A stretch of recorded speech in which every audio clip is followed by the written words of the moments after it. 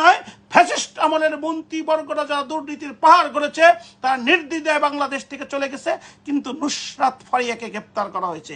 প্রশ্ন হলো, পুলিশ কারো বন্ধু না, পুলিশ কারো শত্রু না, পুলিশ যারা রাষ্ট্র পরিচালনা করে তাদের কথা শুনতে বাধ্য, তার চেয়েও বেশি বাধ্য হচ্ছে পুলিশ হচ্ছে আইনের দাস।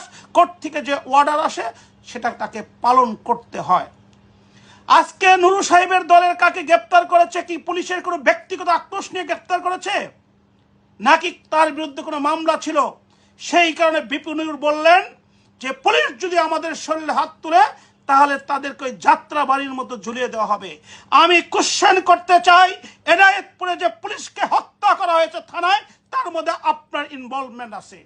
আমি বলতে চাই, বাংলাদেশে হত্যাকাণ্ড হয় কিন্তু ওই আফগানিস্তানের মধ্যে ঝুলিয়ে দেওয়া হয় না। এই যে ঝুলিয়ে দেওয়া হয়েছে এর মধ্যে আপনার সম্পৃক্ততা আছে। আপনি যদি রাষ্ট্র ক্ষমতা দখল করে